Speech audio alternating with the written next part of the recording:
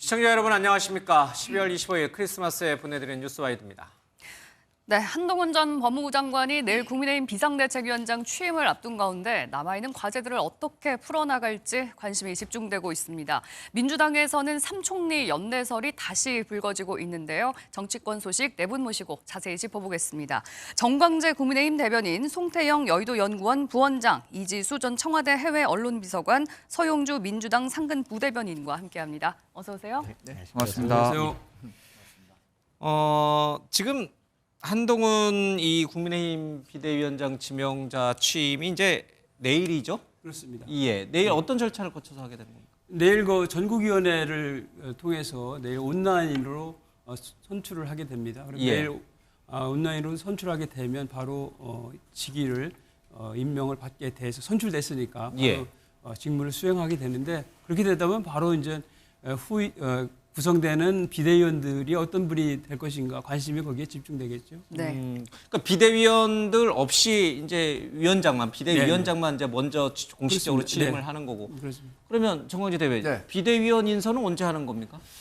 비대위원 인선은 지난번에 윤재옥 원내대표 겸 당대표 권한 대행이 가능한 연말에 비대위원회 구성을 마치겠다라는 청사진을 발표했는데 내일 이제 비대위원장으로 한동훈 전 법무장관이 들어서게 되면 예. 어떤 분들로 인적 구성을 하게 될 것인지를 하루 이틀 더 고민할 것이라는 생각을 갖고 있습니다. 아, 네. 내일 바로 비대위원장 취임과 동시에 비대위원 발표하는 게 아니고 하루 이틀 더 고민하고. 그러긴 좀 물리적으로 쉽지 않을 것 같고요. 예. 지금 얘기되는 것은 이른바 중수청이라고 하죠. 중도층, 수도권, 청년층. 예. 이 세 부류, 우리 국민의힘이 비교적 취약한 지지계층이라고 할 수 있는 유권자들을 공략할 수 있는 사람들로 구성을 해보겠다라는 전반적인 인식은 갖고 있는 것 같아요. 예. 근데 뭐 원내에 있는 사람을 몇 명을 넣을지, 원내에 있는 사람을 전면에 다 포진시킬지 이런 것들에 대한 예. 얘기는 뭐 저희가 지금으로서는 예측할 수밖에 없는 상황인데요. 네. 아무래도 이 정책위 의장하고 원내대표는 당연직 비대위원이 되게 되거든요. 예. 이 두 분은 원내에 계신 분들이니까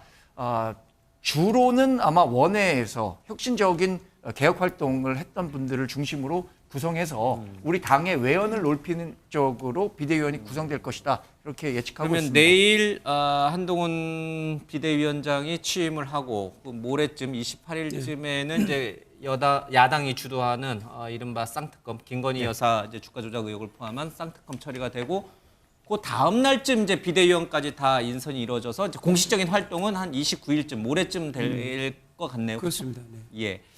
자, 이렇게 정치권의 시계가 좀 급박하게 움직이고 있는 것 같습니다. 한동훈 비대위원장, 비대위 체제가 제대로 이 난국을 돌파할 수 있을 것인가? 당 안팎에 여러 시선들이 존재합니다.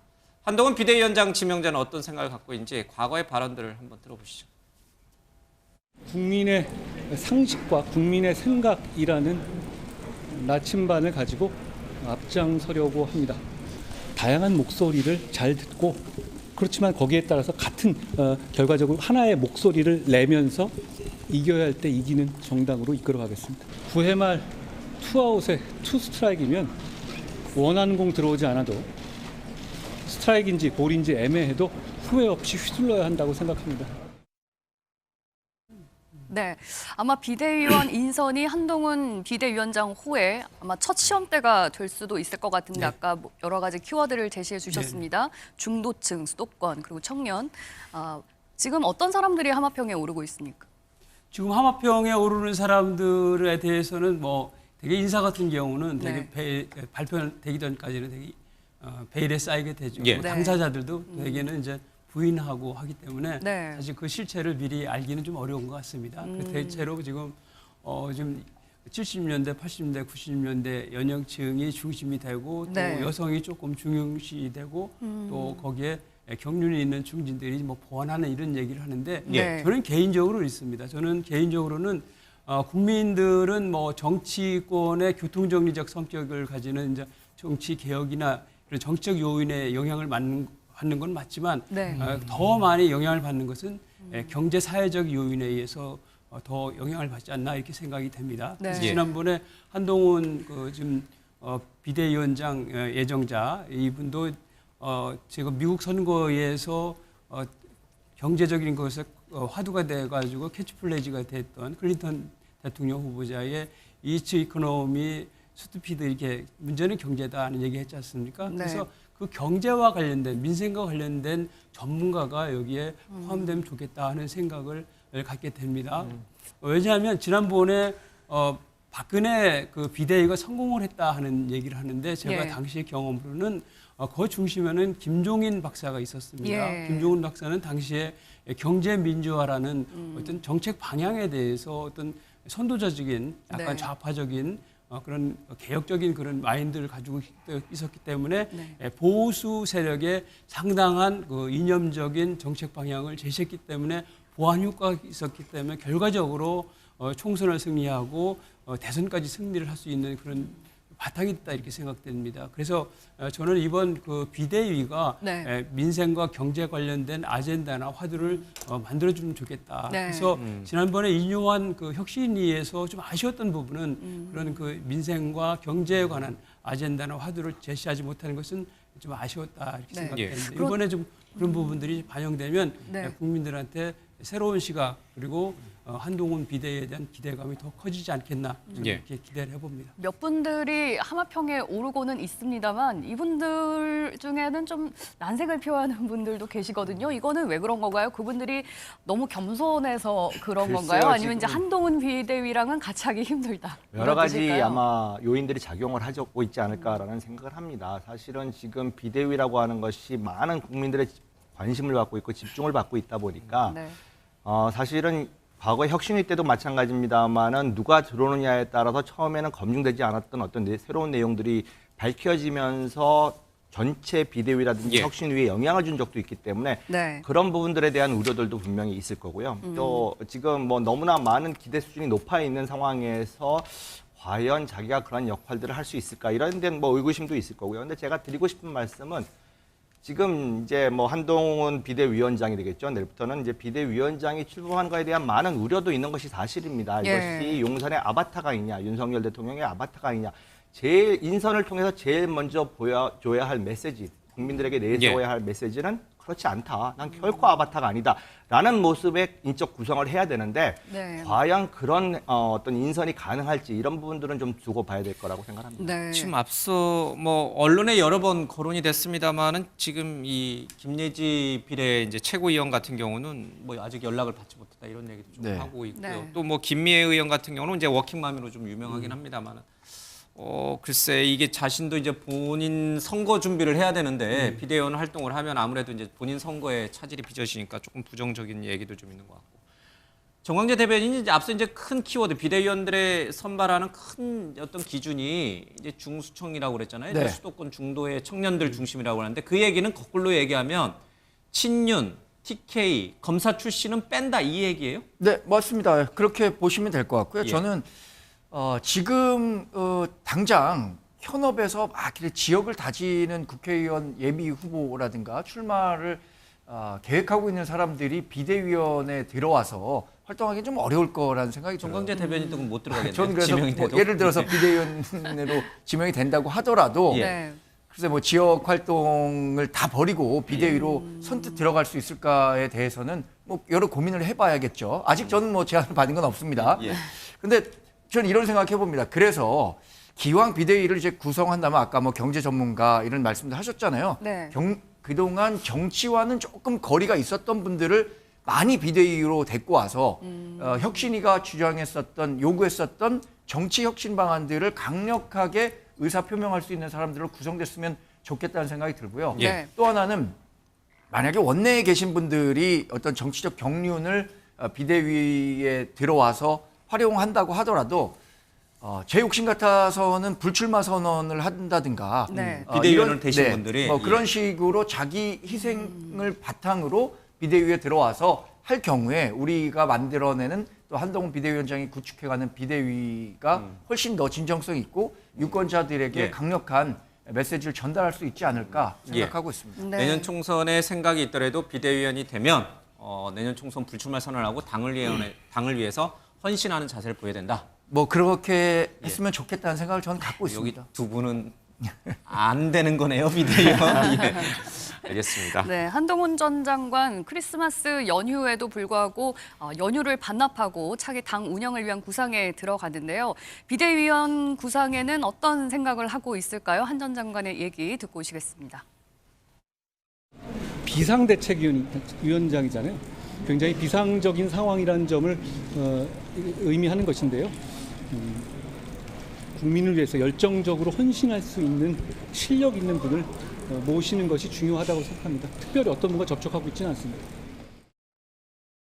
네, 지금 주목되는 점은 아무래도 한동훈 비대위가 이제 세대 교체를 하면서 7, 8, 9 비대위가 될 것이다라는 전망이 우세한데 이와 대비되는 점이 민주당에서는 지금 주류가 5, 8, 6 세대잖아요.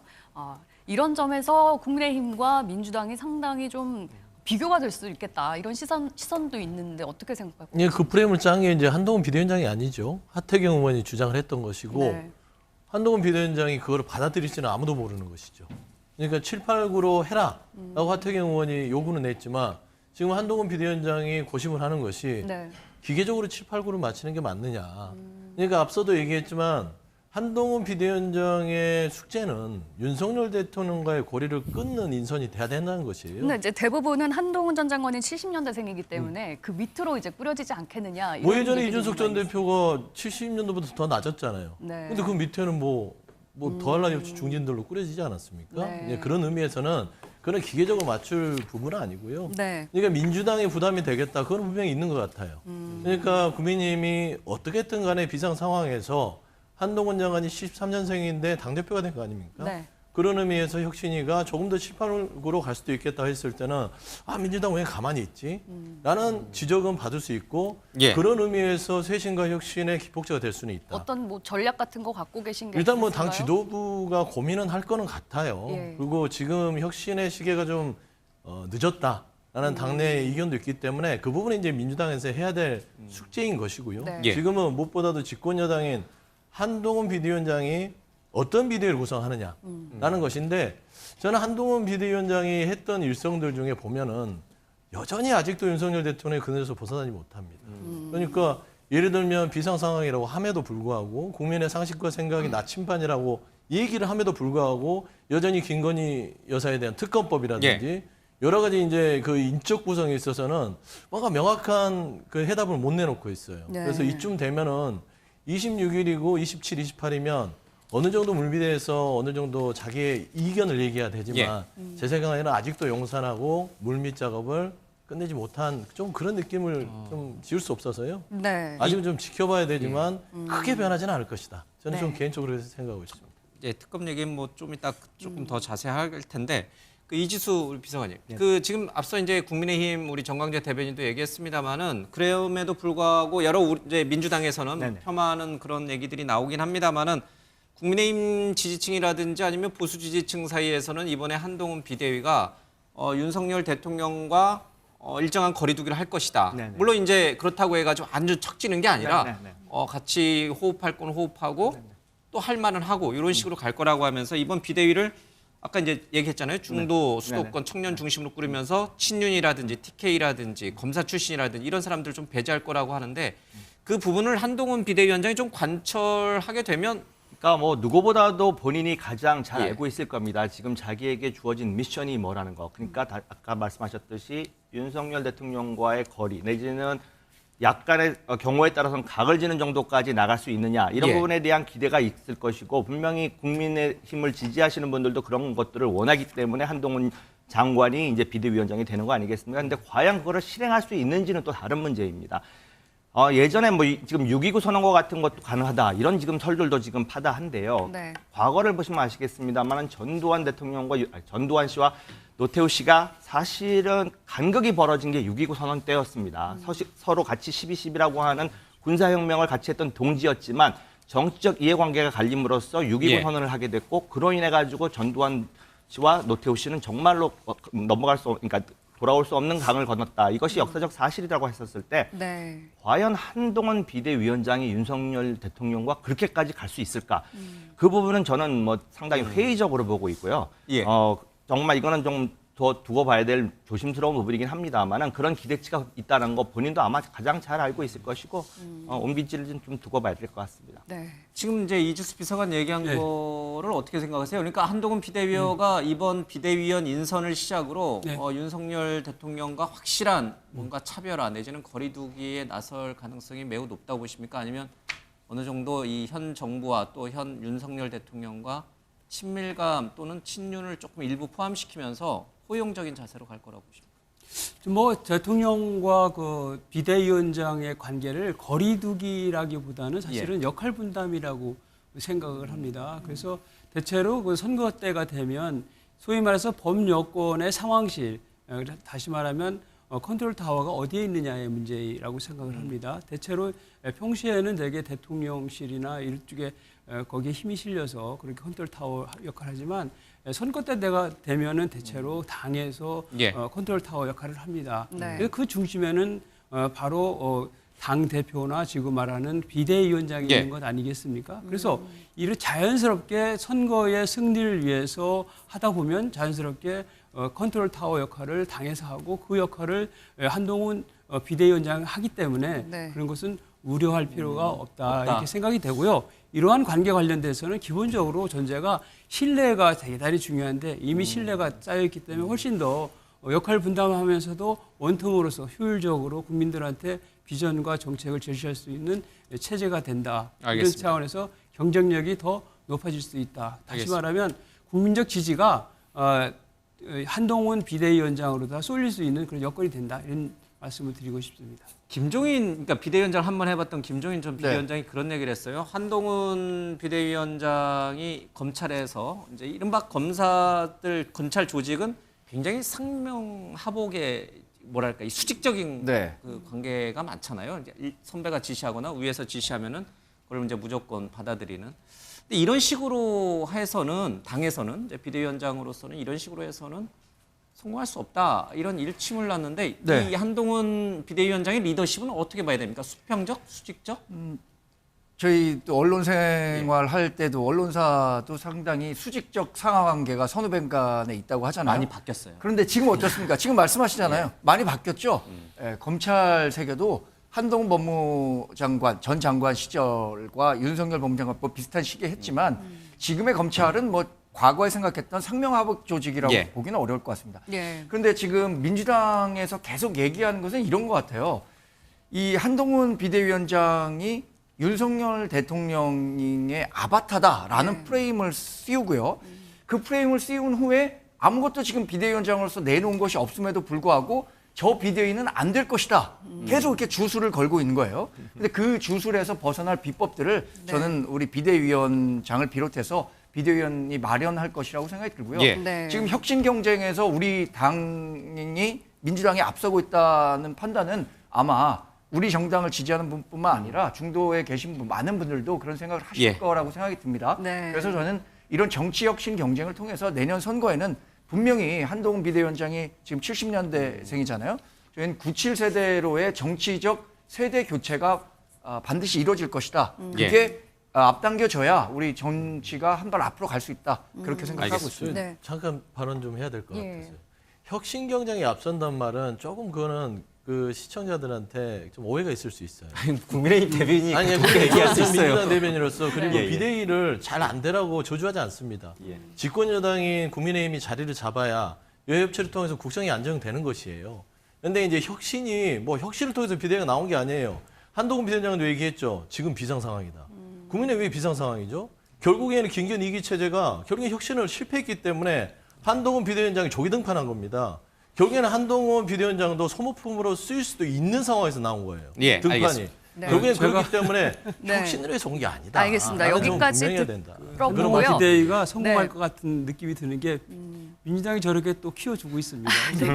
아니 키우든 어쩌든 간에 저는 네. 그러니까 또 도식이 뭐든 간에 있어가지고. 네. 윤석열 대통령과의 고리를 끊을 수 있느냐 네. 그 숙제가 가장 알겠습니다. 중요하다고 저희가 저는 지금 양쪽의 얘기가 다 맞아요. 예, 뭐 한동훈 저는 비대위에 아니, 대해서 그러니까 그 보는 시각이 고리를 확연히 한번 끌어보세요. 다르니까. 네. 그 숙제를 정확히 알고 있기 때문에 네. 우리가 문제가 뭔지 알면요. 정답을 파악하기가 하기가 쉽습니다. 그러니까요. 김기현 전 그 대표도 정답을 그건 찾아가고 알았어요. 있습니다. 예, 지금 알면서 저희가 못하는 게 한동훈 예. 비대위호가 이제 앞으로 당정 관계를 어떻게 꾸려갈 것인가에 대해서 좀 얘기를 해봤는데 아마 그거에 대한 첫 번째 또 시험대는 바로 김건희 특검법에 대해서 어떻게 해결할 것인가 이 부분이 아닐까 싶습니다. 관련해서 정치권에서 나오는 얘기 먼저 듣고 오시겠습니다. 민주당의 특검 요구는 이재명 대표의 목전을 위협하는 범죄 혐의의 실체를 손바닥으로 가리려는 것이며 총선을 앞두고 민주당의 숱한 범죄 이슈를 덮어 국민을 기만하기 위한 수단일 뿐입니다. 한동훈 전 장관과 국민의힘이 여론을 호도하며 김건희 특검법을 무력화시키려 하고 있습니다. 한동훈 비대위 체제가 처음부터 정권의 부도덕함을 호위하기 위한 아바타 노릇을 한다면 정권 몰락의 서막이 될 것입니다. 네, 이 김건희 특검법에 대해서 민주당은 오는 28일에 지금 밀어붙일 계획을 하고 있고요. 대통령실에서는 총선을 겨냥한 흠집내기 법안이다 라면서 거부권까지 시사를 하고 있습니다. 한동훈 전 장관 비대위원장으로서 어떤 식으로 대응을 해 나가야 된다고 보십니까? 결국은 한동훈 비대위원장이 지금 넘어야 할 파고가 한 서너 가지로 꼽히고 있습니다. 그중에 예. 가장 첫 번째로 꼽히는 게 지금 말씀하신 김건희 특검법 어떻게 처리할 것이냐. 받아들이기도 애매하고 그렇다고 거부권을 추천하기도 어렵고 지금 이런 좀 약간 딜레마 상황에 빠져 있는데요. 예. 아까 드린 말씀이 우리가 민주당이 그걸 주술을 건다 이런 개념이 아니라 결국은 김기현 대표 체제에서 지지율이 하락하고 비상 상황에 했었을 때의 그 많은 흐름이 그런 거 아니겠습니까? 윤석열 대통령의 너무나 아바타 같은 당 운영 이런 것들이 불만이 쌓였고 그거에 대한 돌파구로서 지금 한동훈 비대위원장이 이제 등판을 하게 되는 건데 결국은 이 김건희 특검 제가 볼 때는 지금 총선용으로 준비한 게 아니냐라고 하지만 지금 국회 일정이 쭉 여기까지 오는 과정 중에서 민주당이 김건희 특검을 요구했던 것이 벌써 상당한 기간이 됐습니다. 예. 다만 국회 일정이 계속되면서 여당에서 그것을 지체했고 하필이면 지금 총선에 임박한 이 상황에서 지금 밀어붙일 수밖에 없는 그런 상황이었다는 것을 다시 한번 말씀드리고요. 이 부분 정말로 잘 보고 어떻게 처리할지를 좀 두고 봐야 될 거라고 생각합니다. 네, 정광재 대변인님 지금 말씀하신 부분이 총선 코앞으로까지 이렇게 김건희 특검법을 가지고 온 데는 국민의힘의 책임이 있다. 네. 그동안 아무런 협의도 없이 대응을 안 하지 않았느냐. 이 부분에 대해서는 어떻게 생각하시는지요? 저는 기본적으로 이게 특검이 필요한 사안인가에 대한 의문을 국민의힘 전체적으로 공유하고 있다는 말씀을 드려야 될 것 같습니다. 아까 대변인 얘기한 것도 있지만 네. 사안의 중대성이나 시급성이 이 특검에 반드시 고려돼야 되는 상황인데 네. 김건희 여사가 윤석열 대통령과 결혼하기 전에 그리고 자신이 직접적으로 주도적으로 관여하지 않고 자신의 통장이 주가 조작에 활용됐었다는 점에서 지난 문재인 그 검찰 시절에도 한 2년 가까이 했다가 기소 청구는 못 내린 사안입니다. 네. 근데 이것을 내년 4월 총선 앞두고 이 나오는 그 특검이라는 건 다분히 정치적이라고 볼 수밖에 없는 거고요. 네. 더 하나 여러 가지 말씀들이 있겠지만 여기 독소 조항이라고 하는 부분들에 대해서도 네. 한동훈 법무부 장관 시절에 얘기한 것들이 있잖아요. 피의 사실 공표라든가 네. 수사 과정에서 인지하는 모든 사건으로 수사 범위를 확대할 수 있다. 네. 이런 부분들은 그야말로 총선을 목전에 둔 여론전을 펼치기 위한 특검이라고 보는 거고요. 민주당에서는 그 독소 조항 관련해서도 최순실 특검 때부터 계속 이어져 왔던 조항이다. 이렇게 얘기를 하고 있어요. 아니, 저는 그래서 네. 최순실 특검과 이 김건희 특검의 사안의 중대성을 봐야 된다는 거죠. 사안의 중대성이 최순실 특검은요. 박근혜 대통령의 임기 시절에 이루어진 사안입니다. 그리고 예. 국정농단 전반에 관한 사안이고 이것은 윤석열 대통령이 결혼하기 전에 있었던 이 일부 통장이 활용됐었다는 것에 대한 건데 이걸 특검을 한다는 것에 대한 의문이 있는 거고 네. 저는 또 하나 이런 말씀을 하나 드리고 싶어요. 노무현 전 대통령이 후보 네. 시절에 장인의 좌익 논란이 일었을 때 그럼 내가 그 얼굴도 못 본 장인의 좌익 논란 때문에 사랑하는 아내와 결혼하지 말았어야 하느냐 이러니까 국민들이 크게 호응했던 거 아닙니까? 저도 이 사안이 그래서 지금 특검으로 다뤄야 될 사안이라는 거에 대해서는 상당한 의문이 있다라고 말씀을 드리는 겁니다. 그러면 28일 날 민주당은 특검 이른바 이제 그 대장동 의혹과 더불어서 김건희 여사 주가 조작 의혹 특검을 처리하죠. 이제 처리하는 걸로 알고 있습니다. 네. 그러면 28일 날 그러니까 이제 내일 한동훈 비대위원장이 취임하고 모레 이제 특검법이 국회에서 통과가 되고 29일 날 이제 한동훈 비대위 체제, 비대위원들 인선까지 해서 비대위 체제가 출범한다. 그러면 기자들이 한동훈 비대위원장에게 물어볼 거 아니에요. 네. 자, 어제 국회에서 통과됐던 이 특검법, 김건희 특검법에 대해서 입장이 뭡니까라고 물어보면 정광재 대변인 얘기를 들어보면 이건 말도 안 되는 얘기니까 애초부터 특검 자체 대상도 안 되고 뭐 여러 가지 절차적으로도 문제가 있으니 이거는 당연히 내가 대통령한테 거부권 행사해달라 이렇게 요청할 것이다. 이렇게 답이 나와야 되는 거잖아요. 그렇게 답을 할 거라고 보세요? 뭐 저는 그럴 가능성이 크다고 보고요. 다만 대통령의 거부권 행사를 요청할 거다. 다만 이런 부분들은 정치적 해법이 가능은 할 수 있겠죠. 비대위원장으로서 네. 뭐 독소 조항이라고 얘기했었던 부분들에 대해서 민주당과 어떤 식의 접점을 찾을 수 있느냐. 만약에 제2요구권이 다시 돼서 이 제2요구권을 국회에서 언제 다시 제의할 건지는 시점이 정해져 있지는 않습니다. 네. 그래서 뭐 그게 일부 우리 당의 공천 탈락자들이 확정되는 순간에 제의를 요구하면 예.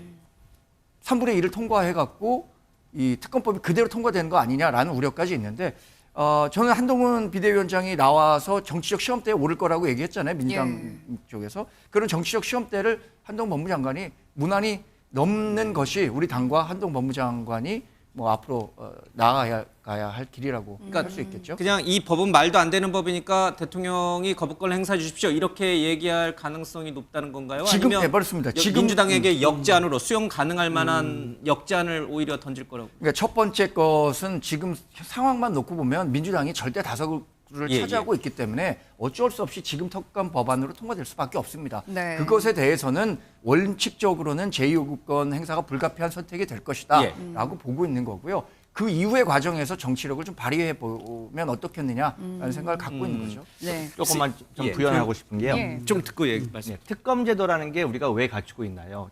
우리나라에 사법기관이 있습니다. 검찰도 있고 조사하는 기관들이 있습니다. 근데 지금까지 국민들이 보기에도 전혀 움직이지 않았지 않습니까? 이건 김건희 여사에 대해서는. 그러다 보니까 특검을 발동할 수밖에 없었던 거고 민주당은 여기에 대해서 지금 이제 통과를 하겠다는 입장인데 네. 2년 동안 문재인 대통령 정부 시절에 조사하지 않았느냐? 당시에 검찰총장이 누구였습니까? 그게 조사가 제대로 이루어졌겠습니까? 그리고 이게 총선력이라고 자꾸 프레임을 씌우시는데요. 특검 이야기가 나온 지는 지금 벌써 상당 기간이 됐고요. 아까도 예. 거듭 말씀드리지만 이것을 시간 끌게 한 것은 국민의힘이라는 것 사실관계가 그렇습니다. 그 부분은 좀 명쾌하게 하고 예. 예. 이관섭 실장도 이 법안이 워낙에 말이 안 되는 법이기 때문에 당연히 악법이다. 이제 이런 의식을 갖고 있으니 아마 국회를 통과하더라도 용산 대통령실에서는 이제 대통령이 거부권 행사하는 쪽으로 갈 가능성이 높습니다. 다만 앞서도 여러 번 질문을 드렸습니다만은 한동훈 비대위원장은 또 용산하고는 또 달라요. 그렇죠? 자, 이 정치 무대에 처음 등장한 한동훈 비대위원장이 대통령의 거부권 행사를 해달라 이렇게 요청할 경우 민주당이 흔히 씌웠다라고 주장하는 이른바 한동훈 아바타 윤석열 또는 아바타. 용산 윤석열 아바타 또는 용산 출장소 이런 식의 이 프레임이 혹시 더 먹혀 들어가는 거 아닌가요? 그렇게 되면? 지금 그런 뭐 우려를 지금 계속해서 야당에서 저게 확대 재생산을 해서 예. 소위 말해서 지금 사실 거부권은 사실 법률 용어가 아니고 정치적 용어인데 네. 실질적으로 거부권이 행사한다 하더라도 실효성이 있는 건 아니죠. 그러니까 제2요구권이라는 게 맞는 것 공식 같고요. 맞- 예, 예, 예, 그게 용어는. 맞는. 왜냐하면 예, 의회 용어는. 확정적으로 다 거부권 행사할 수 있는 게 아니고 제2요구에서 3분의 2 이상의 의결을 대면 자동으로 다 발효하기 때문에 그 용어는 적절치 않다는 생각이고요. 네. 한동훈 비대위원장은 그렇습니다. 제가 보기에는 윤석열 대통령이나 용산을 생각하지 않고 당의 입장에서만 생각한다면 결론을 간단하게 내릴 수 있다고 생각합니다.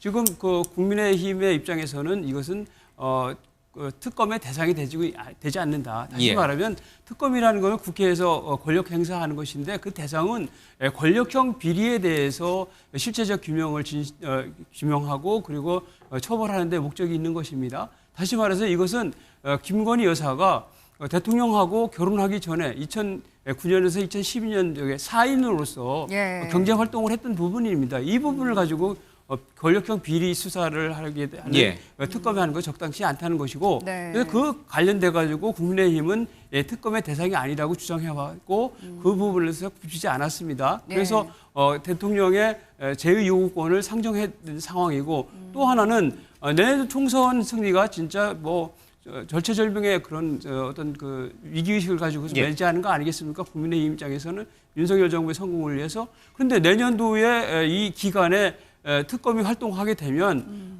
국민의힘이 집권당으로서 정책이나 비전을 가지고서 국민들한테 설득하고 투표 활동을 해야 되는데 이 특검과 관련된 활동이 선거를 방해하게 돼서 민의가 왜곡된다 그러면 안 되는 거 아니겠습니까? 예. 당연히 국민의힘의 입장에서는 비대위원장 입장에서는 당연히 이것은 그 총선 이후로 미루든지 아예 어떤 제2요구권을 행사해가지고 파기시키는 것이 예. 맞다 전략적으로 그렇게 판단이 됩니다. 예, 만약에 바로 그 대목인데 네. 예, 제가 발언권을 좀 아니, 잠시만 한 번 좀 더 묻고 네. 좀 가겠습니다. 바로 그 대목인데 네. 그래서 한동훈 비대위원장이 민주당에 제안하는 역제안 내용 가운데 방금 말씀하신 네. 그 얘기가 하나 있어요. 총선 이후에 이게 너무 총선용인 정략적으로 그렇습니다. 총선용으로 민주당이 밀어붙인 거니 이거 총선 이후로 하면 우리가 이 김건희 특검을 받을 수 있다. 이제 이거를 역제안할 수도 있다. 이런 얘기들이 이제 국민의힘 안팎에서도 나오는 모양인데 이게 사실 확인되지 않은 보도라 말하기가 굉장히 조심스럽습니다만은 일부 언론에서는 이 말을 듣고 윤 대통령이 격노했다 이런 이제 일부 언론 기사가 좀 있더라고요. 근데 확인이 안 돼서 네. 제가 매우 조심스럽습니다. 네, 네. 총선 이후에 김건희 특검을 받겠다라고 하는 국민의힘 내부의 일부 그 시각에 대해서 대통령이 격노했다. 이게 사실인지 아닌지 확인이 안 돼서 어렵습니다만은 이것조차도 대통령 용사는 받아들이기 어렵다라고 지금 보는 시각이 지배적인 게 아닌가. 사실은 그거 뭐 그 사실이 확인되지 않는 걸 전제로 해서 뭐 예. 논쟁을 하고 하기는 사실 어렵습니다. 다만 이런 건 있습니다. 지금 김건희 여사에 대해서 민주당이 지난 대선 때서부터 해서 김건희 악마화 프레임을 계속 걸어서 실질적으로 다 재미 좀 봤지 않습니까? 예. 그 연장선에서 계속 기승전 김건희 이렇게 했는데 이 부분과 관련해서 이번에 총선 때도 그것을 활용하겠다는 전략적인 판단을 하고 이걸 관철시키는 이런 모습이 사실은 정치적으로 사실 금도를 벗어나는 거라고 생각을 합니다. 왜냐하면은 대통령이라 이 선거에서 이게 그 결과가 나왔으면 그거에서 승복하고 존중해줘야 될 부분이 있다고 생각을 합니다. 그런데 대통령에 대해서 어떤 뭐 아킬레스건이랄까 아니면 어떤 위크 포인트랄까 이렇게 잡아가지고 계속 공격하는 이런 자세는 네. 맞지 않고 더군다나 이재명 대표까지 나서서 이 특검 얘기를 하는 것은 정말 맞지 않다. 정치 도의상. 그러니까 총선 이후에 네. 특검을 그러면 제안하면 수용할 수 있다. 이것도 이제 카드가 안 된다는 그렇기 얘기예요. 때문에 그러면? 사실 카드가 낸다 하더라도 지금 정치적 의도가 뻔하기 때문에 예. 아마도 받아들이기가 어려울 상황이다. 그러니까 그 이렇게 제안을 생각합니다. 그렇죠. 이제 예. 한동훈 비대위원장이 예. 민주당이 안 한다 이런 뜻, 안 하는 쪽으로 가야 된다. 안 이런 한 얘기. 쪽으로 제안을 한다 하더라도 민주당이 받아들이지 않을 것이 분명하기 때문에 그러니까 제안 자체를 안 하는 거죠. 제안을 상대가 받을 것이 확실하면 협상을 총선은 해보겠지만 특검, 김건희 특검은 한동훈 비대위원장이 제안할 수 있다. 이 얘기를 계속 하시는 건가요? 그 부분에 대해서는 제가 뭐 이렇게 말씀을 드릴 수는 없지만은 예. 대체로 그 분석적으로 얘기하면 지금까지 여야 관계의 상황을 감안할 때 또 이재명 그 대표의 예. 어떤 그 당 운영과 관련된 분이랄지 친명계의 그 전국 운영과 관련된 판단일지를 감안해 볼 때 네. 이것을 협상의 여지를 주지는 않을 것이다 이렇게 판단합니다. 네, 서영주 대변인님 좀 오래 기다리셨을 예. 텐데 얘기가 나온 게 만약에 한동훈 전 장관이 이제 비대위원장이 돼서 독소 조항을 제외하고 총선 이후로 미루자라고 만약에 역제안을 한다면 그 가능성이 얼마나 있을지 모르겠습니다만 가능성은 여기서 따질 민주당에서는 필요가 없어요. 받아들일 수 있는 부분인가요? 아니 그것도 따질 필요가 없어요. 중요한 거는 김건희 특검법에 대한 본질이 잘못되고 있다는 것이죠. 그러니까 주가 조작법은 엄벌해야 된다는 건 윤석열 대통령의 일성이었습니다. 네. 그건 대통령의 약속이에요. 그런데 주가 조작범에 속하는 범인이, 그러니까 범인으로 제기되는 의혹이 김건희 여사라면 대통령 배우자가 의혹이 있다면 그건 더더욱 본인한테 더 말하자면 조금 더 가혹해야 되지 않겠습니까? 그게 대통령 임기 이전에 일어난 일이기 때문에 사안의 중대성 그러니까 말씀들을 다 측면에서 잘못하고 크지 공색하게 않다라는 얘기하시는 거예요. 09년부터 입장이거든요, 12년까지가 지금 검찰이 기소해서 넘겼는데 재판 과정에서 1단계부터 5단계까지 했을 때 5단계가 2012년부터 2013년까지 네. 결혼 이후의 부분이 범죄 일람표에 들어가 있습니다. 네. 그러니까 이런 부분들이 논박이 있으니까 특검이 필요하다는 것이에요. 네. 그러니까 여기서 우리가 논박할 필요가 전혀 없어요. 그럼 민주당에서는 전혀 받아들일 수 있는 여지가 하나도 아니 없는 예를 건가요? 들면 독소조항 자체도 뭐 예를 들면은 그 대통령이 속한 교섭단체를 제외한다. 네. 예. 이거는 최순실 특검에서도 했었고 예전에 드루킹 특검에서도 했었고 고 이해람 중사 특검에서 다 했던 거예요. 네. 예. 그동안 했던 거를 왜 특별하게 김건희 여사라고 그게 독소조항이 돼야 되죠? 두 번째, 사건에 대한 대국민 보고. 이것도 그 세 특검에서 다 했습니다. 네. 특히나 최순실 특검에서는 한동훈 그 비대위원장이 예. 당시 특검하면서 그 두 가지 독소장을 가지고 수사를 했어요. 네. 그런데 왜 김건희 여사 앞에서는 특별 대우법이 돼야 됩니까? 그건 아니잖아요. 네. 그다음 세 번째 시기를 얘기합니다. 예, 총선. 지난 3월이었습니다. 지난 3월에 저희가 특검법에 대해서 처리합시다. 예. 김건희 여사 특검법과 그다음에 50억 클럽, 대장동 이 부분은 50억 클럽 부분들은 청년들이 너무나 상실감이 크고 예. 그다음에 김건희 여사 이 특검법은 이미 재판 과정에서 검찰의 수사가 별개입니다. 예. 재판에서 권오수 회장이 유죄 판결을 받으면서 그와 관련된 네. 많은 사람들이 기소가 됐는데 유독 김건희 여사만 기소도 안 되고 불기소도 안 됐어요. 네. 그러니까 검찰 수사를 안 한다? 네. 특검해야 되지 않겠어? 국민의힘 얘기했더니 김건희 여사 이름 속자는 절대로 받을 수 없다. 아예 묻지마 거부를 해버린 거예요. 예. 당시에 지난 3월에 그걸 받았으면 12월 안에 다 끝났습니다. 그러니까 지금 와서 선거를 앞두고 이게 뭐 불리하다, 이게 총선용이다. 본인들이 초래해놓고 이 무슨 소리를 하는 만약에 겁니까? 한동훈 전 장관이 어떤 식일지 모르겠습니다만 어떤 중재안을 내놨을 때 민주당이 그거를 전혀 안 받아줄 경우에 거기에서 또 역풍이 불 수 아니 있다 이런 중재하는 얘기도 그거예요. 있어요. 저희가 염려할 필요가 없어요. 역풍은요. 이 특검법에 대해서는 국민들의 퍼센테이지가 10명 중 7명이 찬성하고 있습니다. 그러니까 어떤 안을 가져와도 끝까지 밀어붙일 아니 거다라는 어떤 안이든 간에 입장이시구나. 독소 조항이라면 그거를 조정하겠지만 네. 독소 조항이 아니에요. 그다음에 이게 뭐 선거에 활용된다? 그렇게 선거에 활용될 것 같으면 민주당 수사는 모든 건 다 정지해야 됩니까? 그러니까 이게 본인들 위주로만 생각하지 말고 국민들의 시각을 생각해야죠. 한동훈 비대위원장도 그렇지 않습니까? 국민의 생각과 상식을 나침반으로 하겠다. 국민들이 특검법을 원하면 해야죠. 그다음에 윤석열 대통령도 말씀하셨죠. 국민들은 무조건 늘 옳다. 했는데 국민들이 옳다고 지금 70%가 하자고 하는데 네. 왜 안 하죠? 예. 김건희 여사라서 안 하나요? 예. 그런 부분에 사실 대해서 확실하게 정광대 그 대변인님 사실 먼저 발언께 드리겠습니다. 지금 특검법 하자 그러면 네. 여론조사 하는데 특검법 하자고 하면 우리가 과거 특검을 통해서 최순실 국정농단 사건이나 여러 가지 사건들이 규명이 됐어요. 예. 그래서 특검법을 하자는 용어 자체만 놓고 보면 많은 분들이 찬성을 할 겁니다. 그런데 이 김건희 여사를 둘러싼 도이치모터스 주가 조작과 관련한 특검을 하자는 것은 사실 지금 논란이 되기 전까지는 특검법이 필요하냐 안 필요하냐 이 정도 수준에만 머물렀었지 네. 이런 법이 지금 통과되면 앞으로 선거에 이런 영향을 미칠 수도 있고 네. 그 왜곡된 민의가 앞으로 4년의 대한민국을 좌지우지할 수도 있다라는 인식이 확산된다면 그리고 만약에 한동훈 비대위원장이 아까는 뭐 어떤 정치적 해법 가능성을 뭐 닫아놓고 있는 건 아닙니다. 저희는 예. 정치적 해법을 민주당과 사실 하려고 하는 과정에서 많은 사람들의 여론을 우리 당이 끌어올 수 있다면 네. 저는 그거 뭐 충분히 가능한 일이라고 봅니다. 오히려 아까 차윤호 앵커가 얘기한 것처럼 그런 정치적 해법을 모색하는 과정에서 민주당은 그건 난 모르겠고 그냥 특검하려다 그냥 절대적인 다수 의석을 가지고 밀어붙이려고 한다면 당연히 유권자들이 그에 대한 알맞은 판단을 하겠죠. 자, 여기서 논리적 자꾸 모순의 용산의 눈치나 이런 거 보지 않고 한동훈 비대위원장이 야권에 여러 가지 정치적 협상을 충분히 제안할 것이다. 이렇게 첫 번째 거부권, 그러니까 제2요구권은 저는 불가피하다고 봅니다. 왜냐하면 이 특검법 자체가 우리가 생각하기엔 특검의 대상이 될 수 없고 네. 정쟁용 특검이고 총선을 위한 특검이라고 보기 때문에 첫 번째 제2요구권 행사는 불가피할 것이라고 보는데 예. 그 이후 과정에서는 정치적 모색을 오케이, 할 수 있지 않을까 저는 생각하고 있습니다. 한 말씀만 드리겠습니다. 제가 고전에 먼저 한 하시죠. 말씀 예, 예. 말씀드릴게요. 네, 짧게 좀 부탁드리겠습니다. 저희가 할 얘기가 많아서요. 민주당에서 네. 그 김건희 특검에 대해서 독소조항이 없다. 예. 그리고 그 이를테면은 최순실 특검이나 드루킹 특검에서 같은 내용이 들어갔다 이렇게 얘기하지 않습니까? 네. 여기서 독소조항이라고 하는 것은 뭐냐면 그 다른 특검은 여야 합의를 한 것입니다. 근데 이거는 여야 합의를 하지 않고 극단적인 반대를 했는데도 불구하고 패스트트랙을 통해서 강압적으로 예. 일방적으로 국회 권력을 행사했기 때문에 이것이 독소조항이 되는 겁니다. 예, 이지수 그 차이를 비서관님께도 국회법은 합의가 되면 다 문제가 없습니다. 짧게. 합의가 되지 않아서 자, 예, 잠깐만 지금 드리겠습니다. 좀 논리적인 모순이 좀 있습니다. 그러니까 이것이 총선 전에 하면은 특검의 사안이 되지 않는다라고 했는데 그러면은 총선용 이후에는 그 사안이 갑자기 생기는 겁니까? 그렇지 않지 않습니까? 논리적으로 이거는 허점이 있지 않습니까?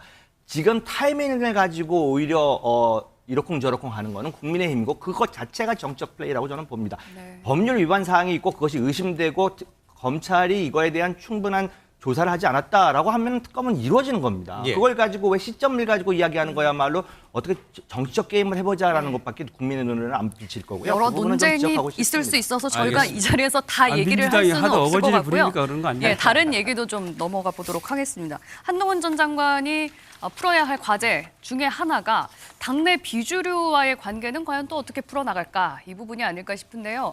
오늘 27일에 당장 이준석 전 대표가 신당 창당을 탈당을 하고 또 신당 창당을 할 것으로 알려져 있는데요. 이 부분은 또 어떻게 해 나갈지 또 얘기를 나눠보도록 하겠습니다. 정광재 대변인님, 네.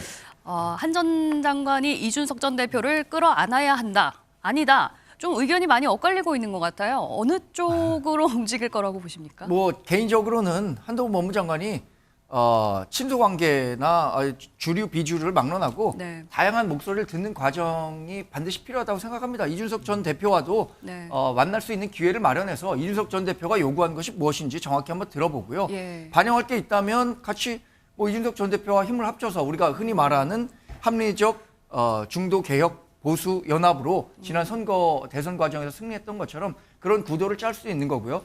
다만 지금 27일에 이준석 전 대표가 탈당을 하겠다고 예. 예고를 했잖아요. 예. 근데 우리가 아까 얘기한 것처럼 내일 비대위원장으로 추대가 되고 예. 비대위원 전체가 구성되는 건 뭐 28, 29일 정도가 될 거라고 만날 시간은 생각하니까 없어 보여요. 예, 그런 그 비대위원 전체가 구성되기 전에 예. 만나는 것은 물리적으로 좀 힘들지 않을까 생각은 하고 있습니다. 네. 그런데 이준석 전 대표도 사실 지금 신당 추진 동력이 굉장히 약화되고 있다는 평가를 많이 받고 있잖아요. 예. 그런 측면에서 한동훈 비대위원장이 만나서 어떤 얘기를 하는지 한번 들어보고 통합의 목소리를 낼 수 있으면 좋겠다는 생각은 저는 개인적으로는 갖고 있습니다. 윤석열 대통령이나 윤석열 정부에 대해서 굉장히 비판적인 쓴소리를 많이 하는 이준석 전 대표 그리고 유승민 전 의원까지도 한동훈 비대위원장은 끌어안을 마음의 준비가 돼 있다. 통이 크다.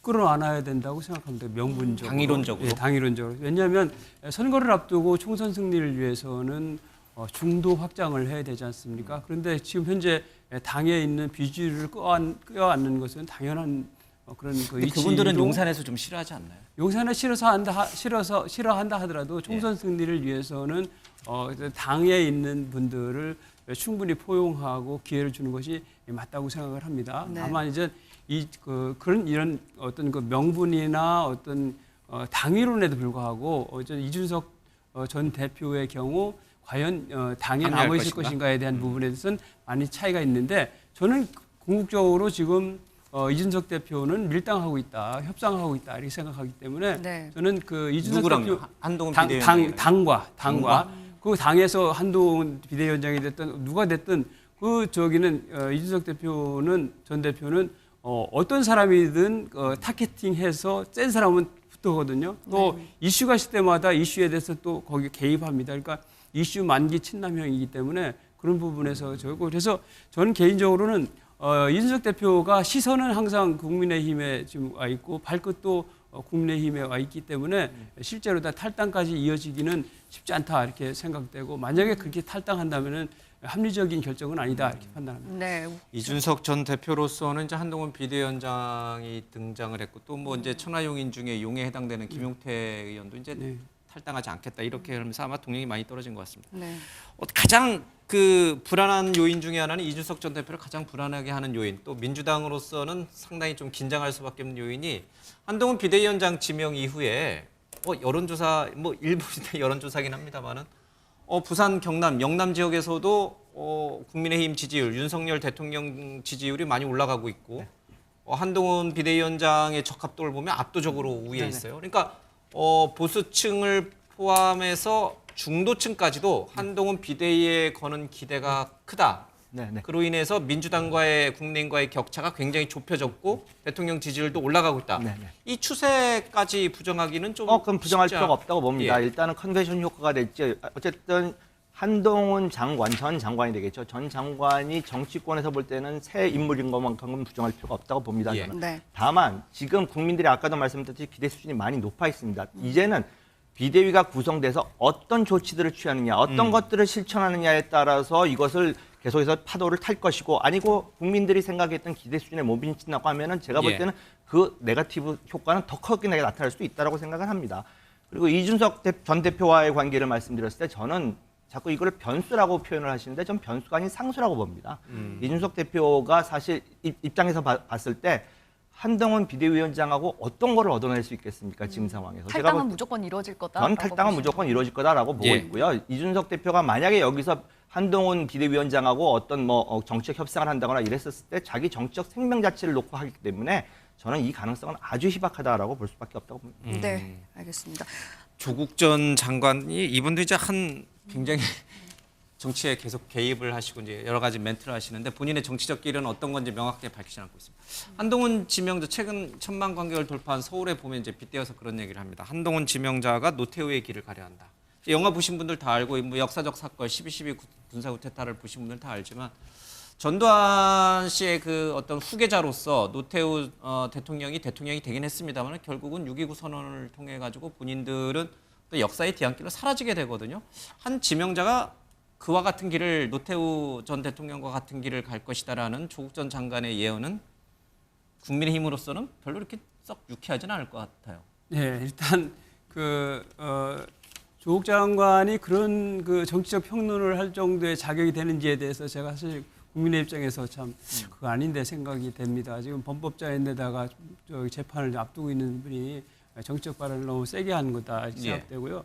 예, 프레임을 전두환 대통령하고 노태우 대통령하고 프레임을 자꾸 씌워서 부정적인 이미지를 좀 더 씌우려고 하는 그런 정략이 여기에 이제 개입되어 있다 생각되고요. 네. 다만 또 하나 좀 할 것은 우리 보수 정권에서 김영삼 정권에서 단죄를 했습니다. 그래서 역사적으로 그 단죄를 했고 하나회나 이런 거 다 해서 단죄를 해서 역사를 제대로 다시 복원했다는 민주적인 정권 정치 체제를 복원했다는 이런 말씀을 좀 드리고 싶고요.